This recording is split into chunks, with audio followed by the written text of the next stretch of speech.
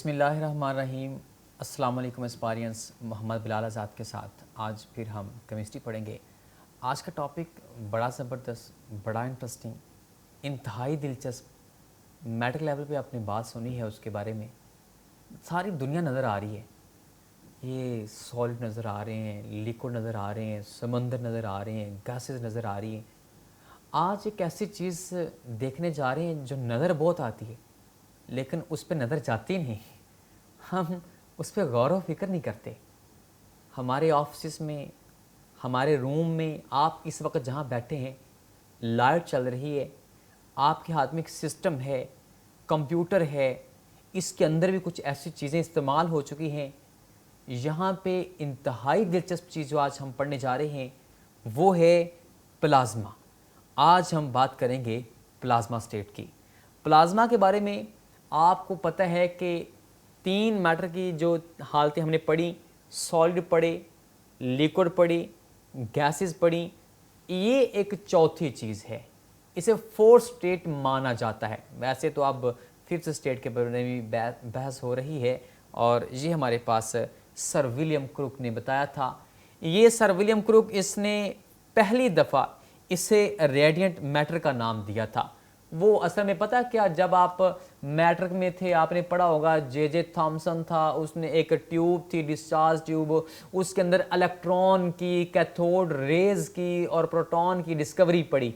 वो आपको पता होना चाहिए, जे थॉमसन से भी पहले जो बंदा सही सीनियर बंदा था जिसने उसके अंदर ये काम देखा था कैथोड रेज वाला, कि गैस की आयोनाइजेशन करने से एक नई चीज़ पैदा होती है, वो जो बहस की थी वो पहली दफ़ा सर विलियम क्रूक ने की थी।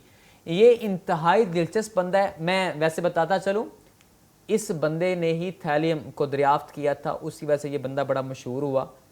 इवन दैट, यहाँ तक कि सर विलियम क्रूक की बेटी खुद एक बहुत बड़ी साइंटिस्ट थी, उसने कई कामों में ये वैसे कहा जाता है सर विलियम क्रूक काफ़ी अर्सा तक स्पिरिचुअलिज्म पे भी यकीन करते रहे।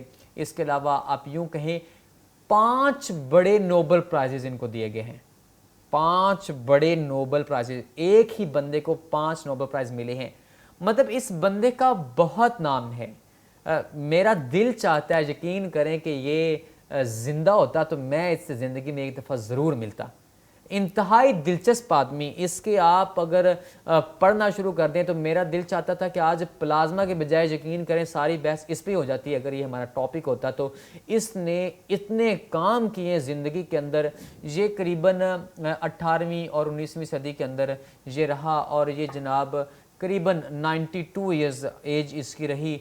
और इसने उस दौरान, पहले इसके बाप मर गया, फिर उसके बाद भाई मर गया, लेकिन इसके बावजूद इसने ऐसे ऐसे काम किए, लोगों से मुतासर होके इसने ऐसी ऐसी दरियाफ्तें की। थैलियम के बारे में इसने बात की, डिस्चार्ज ट्यूब्स के बारे में इसने बात की, नियॉन ट्यूब्स के बारे में इसने बात की, ऐसी सैकड़ों। बल्कि एक बात मुझे याद आ गई, मैं बताता चलूँ। ये बंदा था जिसने पहली दफ़ा दुनिया के अंदर ये तहलका मचाया था, जिसने कहा था कि जनाब ये एक वक़्त आएगा जो ज़राअत वाले मुल्क है ना, इनके पास नाइट्रोजन की कमी हो जाएगी, पौधे की वो उगान नहीं होगी, लिहाजा कोई ऐसा हल निकालो कि नाइट्रोजन की खादें तैयार करना शुरू कर दो। वो बात आज सच साबित हो रही है। इस बंदे ने पहली दफ़ा ये इशू उठाया था कि खादें तैयार करो। नाइट्रोजन की खादों के बारे में इस बंदे ने सबसे ज़्यादा बहस की थी। एग्रीकल्चर जो कंट्रीज थे उनके बारे में इसने बताया था। मतलब मैं इसके बारे में बताऊं तो बहुत सी बातें हैं। ये बंदा है सर विलियम क्रूक जिसने प्लाज्मा के बारे में बताया। ये क्या कहता है, ये वैसे मैंने लिख दिया रेडिएंट मैटर लिख दिया, क्योंकि वो असल में सबसे पहली दफ़ा इसने अपनी डिस्चार्ज ट्यूब के अंदर ना रेडिएशंस की सूरत में उसे हासिल किया था। उस रेडिएशंस की सूरत में इसने उसका फिर नाम क्या रख दिया, रेडिएंट मैटर रख दिया। मतलब रेडिएशंस वाला, एनर्जी वाला मैटर, मादा।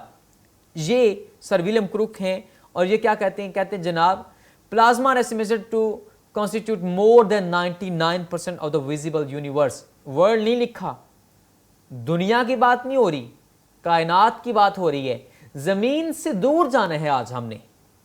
इतनी दिलचस्प है कायनात और इतना दिलचस्प है आज का जो टॉपिक, यकीन कीजिए मेरा दिल चाहता था कि आप मेरे पास होते और हमारे पास ऐसी डिवाइसेस होती और मैं आपसे कहता आज ये बैठते हैं आज जेट में और आज हम खला में जाएंगे और खला के अंदर आपको एक ऐसी सैर करवाता। लेकिन फिर भी कोशिश करूँगा आज जहाँ तक आपको सैर करवा सकूँ। आज हमने करीबन 5000 साल स्पीड से लाइट ईयर ऐसे जाना है और आपको एक चीज़ दिखा के लाऊंगा। आज ये चलते हैं। ये जनाब क्या कहते कहते कायनात के अंदर गौर करें, मतलब ये ज़मीन एक गैलेक्सी का हिस्सा है। ऐसी कायनात के अंदर कई गैलेक्सीज हैं। फिजिक्स वाले आपको बताएंगे कि यकीन करें ये जो कायनात है ना, ये जो दुनिया है, इसकी स्टेबिलिटी की वजह पता है क्या? कि हर चीज़ मोशन में है, हर चीज़ मोशन में है। ज़मीन अपने महवर के गिर्द भी घूम रही है, फिर ये सूरज के गिर्द भी घूम रही है, पूरी गैलेक्सी ऐसे घूम रही है। ये गैलेक्सी किसी और गैलेक्सी के गिर्द घूम रही है। ये मैं बड़े वसूख के साथ ये बात कर रहा हूँ। ये मैंने एक बहुत बड़ी थ्योरी पढ़ी थी, उसके अंदर ये बात थी कि एक गैलेक्सी भी दूसरी गैलेक्सी के गिर्द घूमती है, फिर वो तमाम गैलेक्सीज अपने महवर के गिर्द घूमती हैं। कायनात का हर जर्रा, इलेक्ट्रॉन आप ले लें एटम के अंदर, हर चीज़ के अंदर एक मोशन की हालत है। ये जब तक मोशन है ये स्टेबल है, जब ये मोशन ख़त्म हो जाएगी, स्टेबिलिटी ख़त्म, क़यामत आ जाएगी। ये है वो क़यामत की थ्योरी। असल में वो मोशन रुक जाएगी हर किस्म की। दर हकीकत कायनात बड़ी दिलचस्प है। जो मैं आपको बताना चाह रहा था कि गैलेक्सीज हैं, बहुत, ज़मीन बहुत छोटी चीज़ है। कभी आपने नाम सुना होगा ब्लैक होल? होए, उसके पार की दुनिया पता नहीं क्या है। कितनी ही गैलेक्सीज सेकंड्स के अंदर, नैनो सेकंड्स के अंदर उसके अंदर खींची चली जा रही है। ब्लैक होल के अंदर हर चीज़ को अपने अंदर खींच लेते हैं। वो एक बड़ा फिजिक्स का बड़ा दिलचस्प टॉपिक है। कभी आप उनसे सवाल कीजिएगा ब्लैक होल क्या है, तो वो आपको इससे ज़्यादा दिलचस्प तरीके से बताएंगे।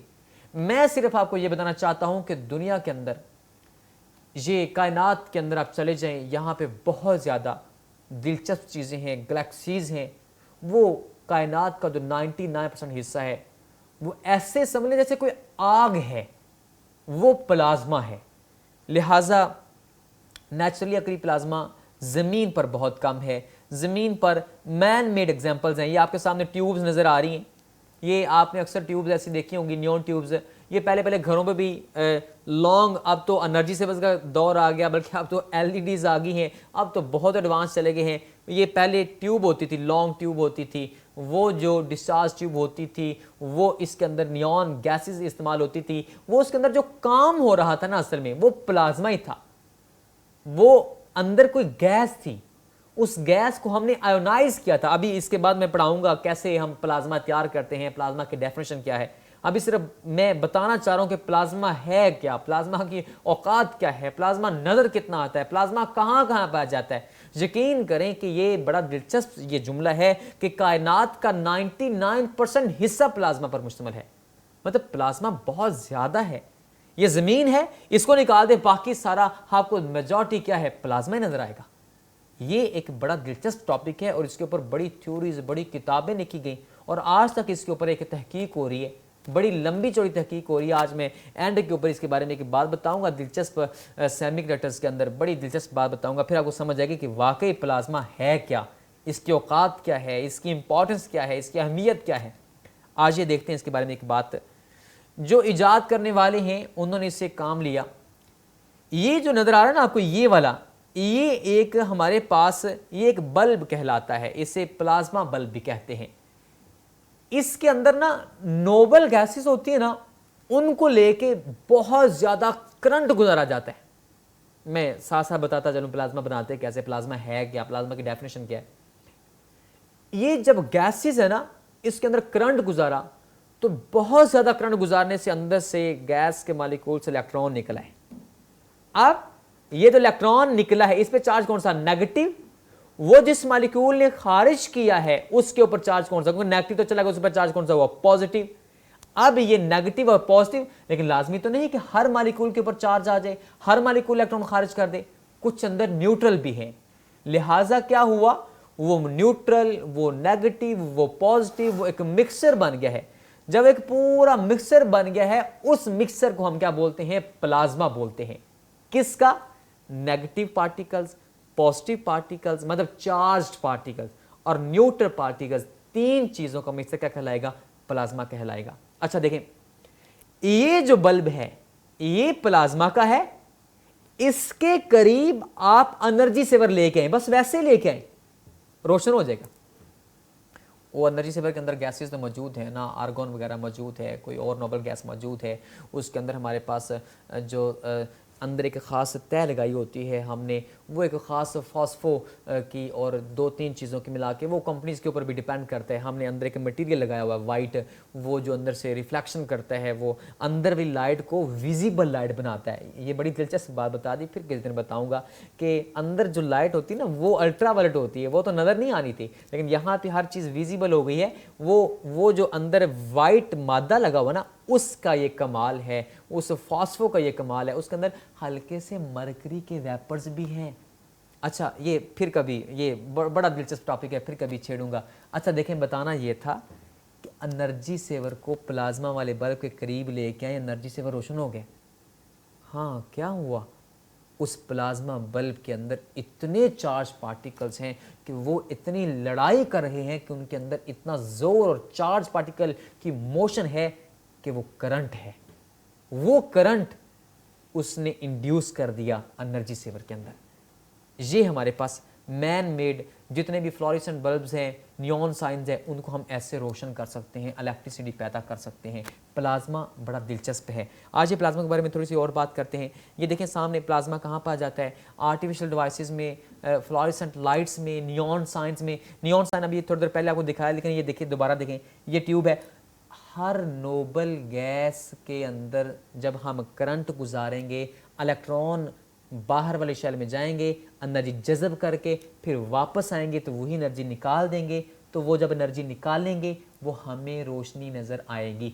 ये देखें, ये गैस है, करंट दें, अंदर इलेक्ट्रॉन एक्साइट हुए, फिर डी एक्साइट हुए, वो उसने एनर्जी जज़ब करके ऊपर वाले शेल में गए, फिर वापस आए तो वही एनर्जी खारिज कर दी। अब हमें वो रोशनी नज़र आ रही है जो खारिज हुई है। अब हर नोबल गैस हो या कोई भी गैस हो, हर किसी का एक अपना अपना कलर होता है। नियॉन क्यों ज़्यादातर यूज़ करते हैं? मॉलिक्यूलर मास भी थोड़ा है, एक्साइटेशन करना आसान है, थोड़ा मतलब उसके अंदर जोर कम लगाना पड़ता है, वोल्टेज कम देने पड़ते हैं। और इसकी जो रोशनी होती है ना, जो पहले पहले घरों में बल्ब नहीं होते थे, अब तो एनर्जी सेवर है, जैसे येलो टाइप एनर्जी होती है, मतलब येलो टाइप जो रोशनी, वो नियॉन साइन की ऐसी ही रोशनी होती है। ये सामने आपकी नियॉन साइन नज़र आ रही है, इसलिए इसको ज़्यादातर इस्तेमाल करते हैं। तो याद रहे, ये मैंने आपको दो तीन मिसालें दी हैं। ये जो जब बिजली गरजती है, ये क्या है? वो चार्ज पार्टिकल्स की एक भाग है, वो एक दौड़ है। वो आपको फिर जब इतनी स्पीड से भागती है तो आपके कानों में एक समात, एक आवाज़ पहुंचती है, एक जो आप समात फरमाते हैं, एक सौत, वो एक आवाज़, वो जो बिजली की गर्ज, वो असल में जब बिजली गरजती है वो क्या है? वो चार्ज पार्टिकल का मिक्सचर है, वो प्लाज्मा है। आज ये एक थोड़ी सी बात और बताता हूँ, प्लाज्मा कैसे बन जाता है। ये सारी बात आपके नॉलेज के लिए लिखी हुई है सामने, इसको आपने ऐसे लिखना है। मैं बता देता हूँ प्लाज्मा क्या होता है। सिलेंडर ले लिया, करंट गुजारना है, गैस है इसके अंदर, पहले मॉलिक्यूल टूटेंगे, एटम बनेंगे, और ज़्यादा करंट गुजारें, और ज़्यादा हीट कर लें या करंट गुजार लें, एक ही बात है, और टूटेंगे, अंदर से इलेक्ट्रॉन निकले। ये एटम है, ये एटम है, इलेक्ट्रॉन निकल गया, इलेक्ट्रॉन नेगेटिव है, नेगेटिव निकल गया तो बाकी इस पे चार्ज कौन सा आ गया? पॉजिटिव। मतलब इस सिलेंडर के अंदर अब नेगेटिव भी है, पॉजिटिव भी है, चार्ज पार्टिकल है। लेकिन लाजमी तो नहीं कि हर मालिक्यूल इलेक्ट्रॉन खारिज कर देगा। हर मालिक्यूल की एनर्जी एक जैसी तो नहीं हो सकती हर एक लम्हा पे, किसी की ज़्यादा किसी की कम, क्योंकि वो एनर्जी एक्सचेंज करते हैं। लिहाजा अब ये गैस के अंदर तीन चीज़ों का मिक्सचर है। हाई टेम्परेचर देने पे तीन चीज़ों का जब मिक्सचर बन जाता है गैस के अंदर, number 1 negative particles, number 2 positive particles मतलब पॉजिटिव आयंस, और तीसरा न्यूट्रल पार्टिकल्स। इन तीन चीज़ों का मिक्सचर क्या कहलाता है? प्लाज्मा कहलाता है। ये आर्टिफिशियल प्लाज्मा बनाने का एक तरीकाकार था। अच्छा देखें, ये सामने एक ये मैंने लिखा कि जनाब हाइड्रोजन गैस ले लीजिए, इसे करीबन 1 लाख डिग्री तक जब हम गर्म करेंगे तो फिर ये प्लाज्मा बनेगा। पहले 25 डिग्री पे गर्म किया, मालिक्यूल था, हमने उसे 2000 डिग्री तक जब गर्म किया तो उस वक्त वो एटम बन गए। जब इसे 1 लाख डिग्री मतलब बहुत ज़्यादा हीट करने के बाद प्लाज्मा हासिल करते हैं, वो इसीलिए फिर मैंने कहा करंट गुजारना आसान होता है। ये सामने एक आपके डिस्चार्ज ट्यूब है, इसके बारे में आपने मैटर में पढ़ा। ये डिस्चार्ज ट्यूब है, ये देखें जैसे ही पीछे से वोल्टेज देता है उसके अंदर से वो करंट गुजरता है। वो असल में जो गुजर रहा है वो गैस की आयोनाइजेशन हो रही है अंदर। वो जब गैस के अंदर से ज़ोर से ऐसे शुआएँ गुजरी, गैस को आयोनाइज कर दिया, गैस के अंदर से इलेक्ट्रॉन खारिज कर दिए, वो चार्ज पार्टिकल भी पैदा हो गए, वहाँ पर न्यूट्रल पार्टिकल भी हैं, ये प्लाज्मा तैयार हो गया है। अच्छा देखिए, ये सामने ये जनाब इतना इम्पोर्टेंट है।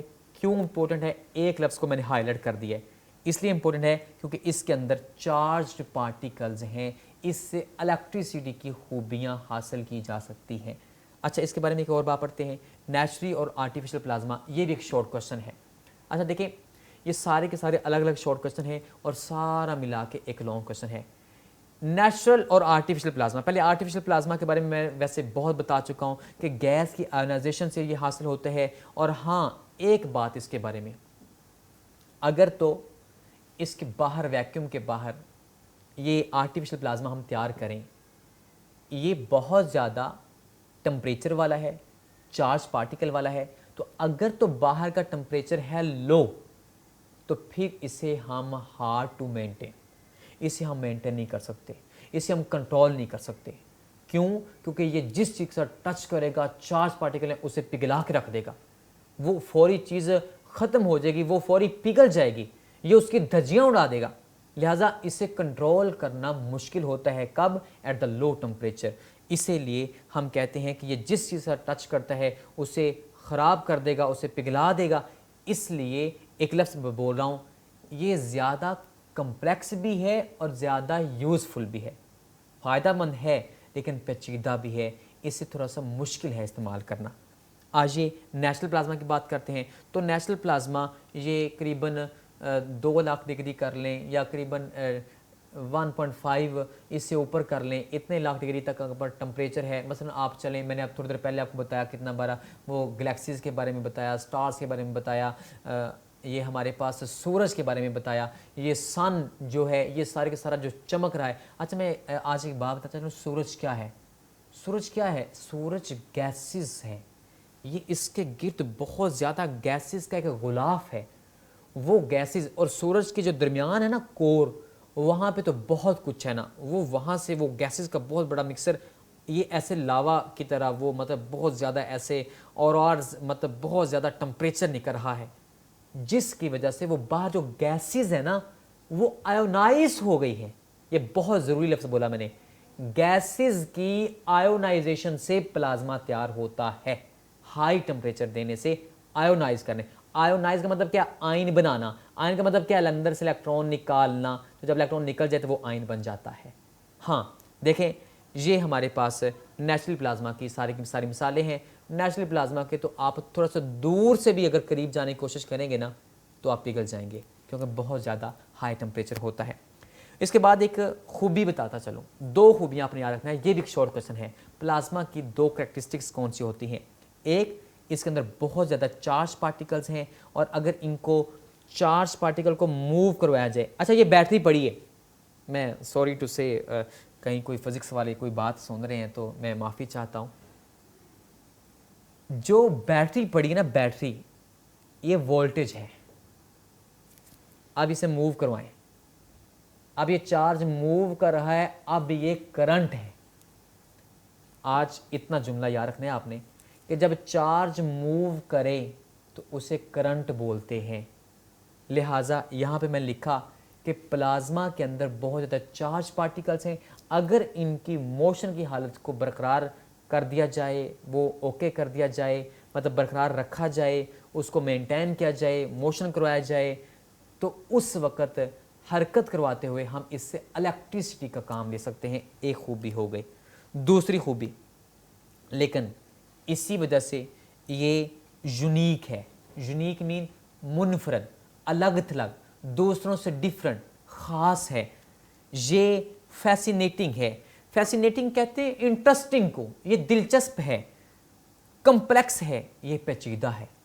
हाँ, इसकी एक और खूबी है, वो खूबी क्या है कि ये ओवरऑल न्यूट्रल है। मतलब ये सिलेंडर है, अंदर जितने आयन हैं उन्होंने इलेक्ट्रॉन खारिज किए, तो जितना उनके ऊपर पॉजिटिव चार्ज, जितने उन्होंने इलेक्ट्रॉन खारिज किए उनके ऊपर उतना नेगेटिव चार्ज।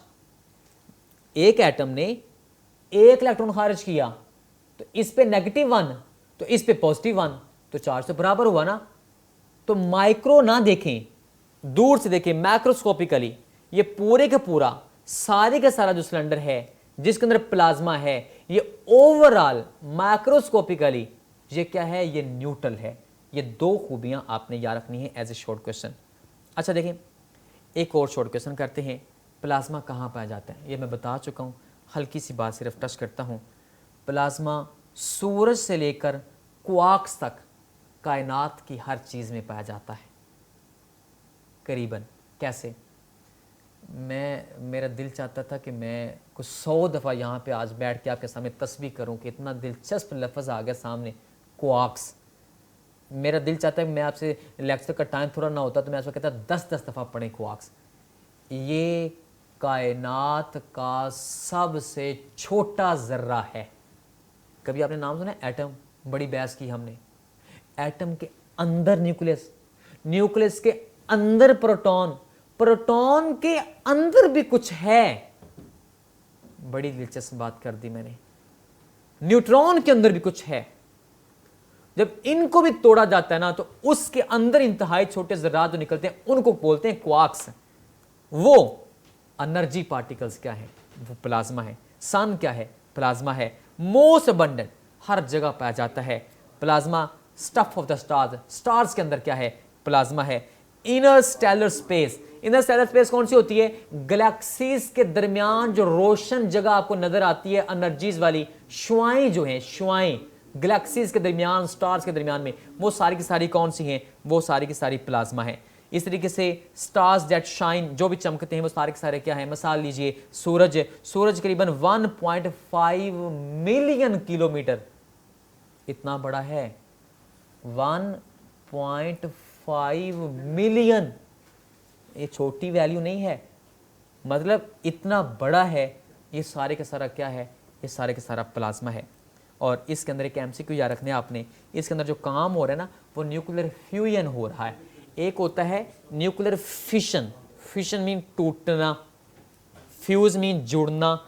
इसके अंदर होता है मालिक्यूल जुड़ते हैं, जब मालिक्यूल जुड़ते हैं ना तो उस वक्त बहुत ज़्यादा एनर्जी रिलीज होती है, इसलिए वहाँ पे एनर्जी ज़्यादा है। ये आप फिजिक्स में ज़्यादा डिटेल से पढ़ेंगे। अच्छा, ये सामने आपके सूरज है, ये आपके सामने मैंने उसकी कोर दिखाई है कि ये देखें उसके अंदर से कैसे वो आग निकल रही है, और एक साइड पे मैंने आपको गैलेक्सी दिखाई है। ये हमारे पास ऐसे छोटी सी बात और करते हैं कि ज़मीन के ऊपर आपको फ्लेम्स, शोलों के अंदर जहाँ बिजली गरजती है वहाँ के अंदर और रॉड्स क्या होते हैं, ये पता क्या होते हैं? जब हमारे पास बहुत ज़्यादा स्टार्स से, मतलब जो कोई स्टार करीब आता है, कोई ऐसी गैलेक्सी करीब आती है दुनिया के, ज़मीन के, तो उस वक़्त उनकी शुआएं जो नीचे हमारे ज़मीन के गिर्द मौजूद ग़िलाफ़ है गैसेस का, जब उसकी शुआएं वो सूरज की इस गैसेस को ऐसे रेडिएशन, मतलब उसको क्या करेंगे, इलेक्ट्रॉन निकालेंगी, आयोनाइज करेंगी, तो फिर वहाँ पे एक ख़ास, एक बहुत बड़ी यकदम एनर्जी निकलती है, शुआएं निकलती हैं, प्लाज्मा बन जाता है, उसे हम प्लाज्मा बोलते हैं। अभी इंशाल्लाह ये बात तकरीबन ख़त्म करते हैं और एप्लीकेशंस प्लाज्मा की बताता चलूँ जाते हुए कि टेक्नोलॉजी में इसका बहुत ज़्यादा इस्तेमाल है। कायनात के अंदर हर जगह आपको ये नज़र आएगा। हाँ, ये इलेक्ट्रिकल और मैग्नेटिक फील्ड को रिस्पॉन्ड करता है क्योंकि चार्ज पार्टिकल्स हैं, इसीलिए इसके अंदर क्योंकि बहुत ज़्यादा रेडिएशंस हैं, इसीलिए इससे इलेक्ट्रिसिटी के काम करवाए जा सकते हैं। हाँ, याद रहे, इसका सबसे पहला आपने एप्लीकेशन याद रखनी है, फ्लोरेसेंट बल्ब्स इसकी मदद से बनाए जाते हैं। इनके अंदर प्लाज्मा इस्तेमाल होता है, गैसेस इस्तेमाल होती हैं। एनर्जी सेवर लीजिए, अंदर गैस है, करंट लगाइए, उसके अंदर से बहुत ज़्यादा जो रोशनी पैदा हुई है, असल में वो अंदर क्या पैदा हुआ? वो प्लाज्मा पैदा हुआ। वो जो चमक आपको नज़र आ रही है वो चार्ज पार्टिकल मतलब प्लाज्मा की वजह से नज़र आ रही है। एक और बात याद रहे, नियॉन साइंस अब आपको कम नज़र आती हैं वैसे यहाँ पे, ये नियॉन साइंस क्योंकि हाँ, गलतुल आम एक जुमला है, जो मशहूर हो जाता है। कहा जाता है कि नियॉन साइंस, मतलब पहले इनके अंदर नियॉन गैस इस्तेमाल होती थी, लेकिन मैं आज बिलाल आज़ाद ये बात बताता चलूँ कि लाजिम नहीं कि नियॉन साइंस के अंदर नियॉन गैस हो, कोई भी गैस हो सकती है, उसके मुताबिक उसका कलर बदल जाएगा। उसका नाम नियॉन साइन इसलिए पड़ गया क्योंकि वो शुरू में नियॉन गैस उसके अंदर इस्तेमाल होती थी। कोई भी नोबल गैस लीजिए, उसके अंदर से करंट गुजारिए, उसके अंदर से बहुत ज़्यादा ऐसे रोशनी निकलेगी। नियॉन साइन की एक तस्वीर में आपको दिखा दी है, आप इससे आइडिया लगा लीजिए। इसके अंदर गैसेज हैं, करंट गुजारें, प्लाज्मा तैयार हो जाएगा। ये हमारे पास, ओहो क्या नाम आ गया, सेमीकंडक्टर। मेरा दिल चाहता है कि मेरे पास वक्त हो और आज शाम तक बैठे हम एक ही लफ्ज़ पढ़ें बस, सेमीकंडक्टर। मोबाइल देखा कभी? मोबाइल इसको कभी तोड़ के देखें। इसके अंदर एक बोर्ड है, बोर्ड, चिप बोर्ड। कभी सिस्टम लेने कंप्यूटर, उसके अंदर से बोर्ड निकालें, इतनी सी चिप के ऊपर सैकड़ों, हाय गुस्ताख बिलाल आज़ाद, सैकड़ों गलत बोल दिया, हज़ारों भी नहीं कहना चाहिए था, लाखों भी नहीं, करोड़ों इसके अंदर चीज़ें परो दी गई हैं, इतनी सी चिप के अंदर। उसकी जब वो बनावट तैयार की गई, वो उसको जब बनाया गया, तो वो पता है कैसे बनाया गया? वो असल में प्लाज्मा की मदद से एग्जैक्ट उसकी एचिंग की गई है। ये सामने नज़र आ रही है। आपको क्या लगता है कि इतना सा मेमोरी कार्ड होता है और आप कहते हैं सर ये 128 GB है, इसके अंदर इतना डाटा है। क्या है उसके अंदर? उसके अंदर सैकड़ों, हज़ारों, लाखों, खरबों पुर्जे अंदर जोड़ दिए गए हैं। वो जिस प्रोसेस से गुजरे हैं सेमीकंडक्टर, वो प्लाज्मा का वहाँ पे इस्तेमाल हुआ है। वो एक बहुत डिटेल है, लेकिन आपके पास ये टॉपिक में नहीं है, इसलिए बस इतनी सी बात आप याद रखें। आपके सामने के लिए मैंने एक और चीज़ दिखा दी आपको, ये सेमीकंडक्टर है, ये इसके अंदर ये याद नहीं करना, ये वाली स्लाइड याद नहीं करनी आपने। पहले वो प्लाज्मा एचिंग करते हैं, plasma assisted chemical vapour deposition करते हैं, फिर फिजिकल वेपर डेपोजिशन करते हैं। ये 3 से 4 प्रोसेस से गुजरते हैं, फिर जाके ये एक चिप तैयार होती है। इसके अंदर लाखों करोड़ों पुर्जे आपस में जोड़े हुए हैं। ये यहाँ पे प्लाज्मा का बहुत ज़्यादा इस्तेमाल है, और ये हमारे पास ये बहुत ज़्यादा जो सारा नज़र आ रहा है, ये इतना बड़ा नेटवर्क, ये सब क्या है? ये हमारे पास प्लाज्मा की मदद से ये एक प्रोसेस से गुजरा है। लेकिन ये क्या है? ये सेमीकंडक्टर है। उसके बाद एक बात बताता चलूँ कि ये जितने भी पुर्जे मेडिकल में इस्तेमाल होते हैं, ये सारे के सारे जो प्रोडक्ट्स हैं, मेडिकल प्रोडक्ट्स हैं, लैंप्स हैं, लेज़र्स हैं, डायमंड कोटेड फिल्म्स हैं, ये हाई पावर माइक्रोवेव है, ये सोर्सेज हैं, ये पल्स पावर स्विचेस हैं, इन सब के अंदर कौन इस्तेमाल होता है? ये आपके सामने मेडिकल इंस्ट्रूमेंट्स नज़र आ रहे हैं। ये जानबूझ के इनकी स्टेरलाइजेशन की गई है। मैं लफ्ज़ बताता चलूँ, स्टेरलाइजेशन का मतलब ये है कि जब ये तैयार किए गए तो इनके मवाद के अंदर से माइक्रो ऑर्गेनिजम्स को किल किया गया।